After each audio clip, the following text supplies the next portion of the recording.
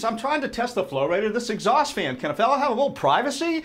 What do you have set up in your Dallas? All right, Joe, come on in. I guess having 2 men in a bathroom is no big deal these days, and women do it all the time. So what do you got happening here? Well, I'm measuring the flow rate, like I said, of this fan using the Minneapolis exhaust flow meter box and the DG700, and you can see that I'm reading 30 CFM of pressure, which is telling me that this fan is not moving as much air as it should be. A bathroom fan should actually be moving 50 CFM. That's right. So the way this thing works is I've got this set up on the B channel, and the mode is set up for the exhaust flow hood, and for B2, which is sort of like changing rings on your blower door. I'm going to be changing the opening size. I've got an E1 selection, an E2 selection, and an E3 selection, which correspond with that. So E2 corresponds with B2. And so that means that the manometer is calculating the size of this opening automatically for me. So when I put it up there, it's telling me right away that we've got basically 30 CFM. Right. Yeah. One of the requirements I know is that you need to know that it's more than 1 pascal of pressure and not more than 8. Yeah, that's actually on the box there. It's, if you were just going to read the pressure, which you could, and then compare it with the chart here, if we're on E2, for example, if we had 1.6 pascals and we're on E2, then that would equate to about 26 CFM. So you can do it that way too.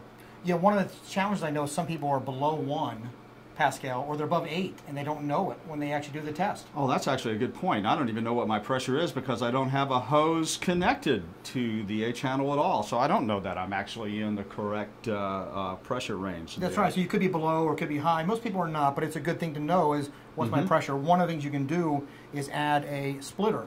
Okay. So now what we can do is actually read both sides at the same time. So if I go to channel A, why didn't I think of that? That's all right, that's and perfect. we'll go to channel B, and what we're going to do is we're going to read both at the same time, and now I know what my pressure is, and I can actually now see what my CFM is at the same time. So I confirm that I went in compliance when I get my results. So now I have a splitter set up, and now I'll connect the same hose that goes to the exhaust flow meter. Okay, and I'll put this box back up. Great. All right. So now you can see I have 30 again, and I have pressure of around 2.1, 2.0. So now I confirm that my pressure was very good pressure to have for a good solid reading, and I still only have 30 CFM. Wow, that's much better. I feel more confident in the number now. Did you know that the Retrotec gauges also will test with the Minneapolis exhaust fan flow meter?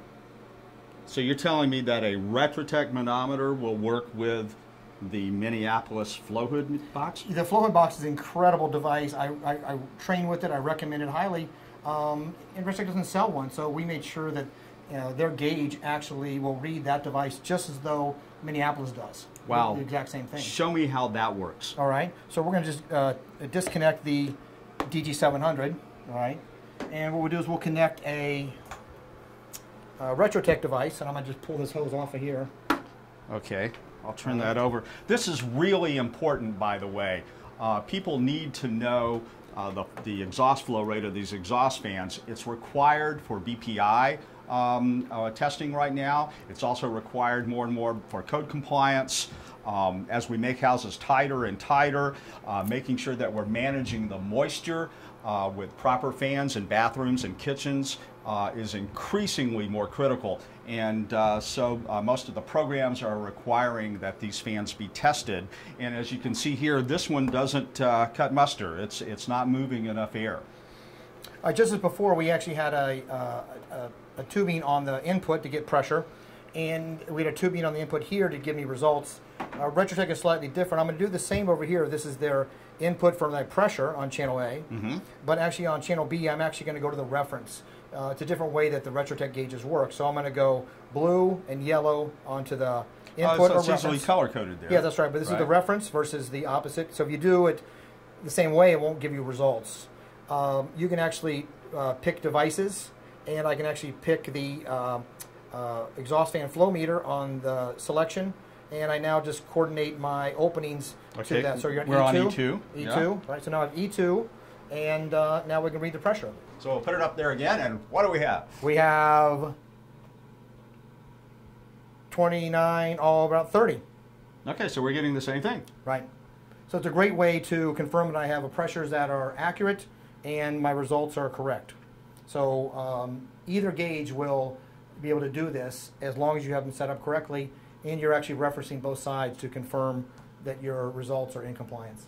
So once again, this new DM32 smart gauge is just compatible with everything. I mean, it's incredible.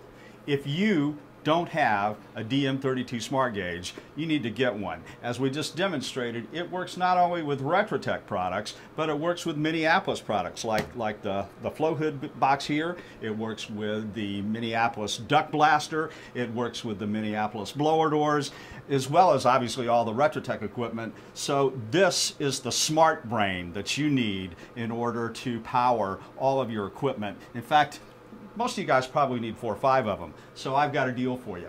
I want you to call Retrotec today at 1-855-738-7683 and tell them you want the Green Training USA discount on the DM32 Smart Gauge and any other of the fine equipment they sell.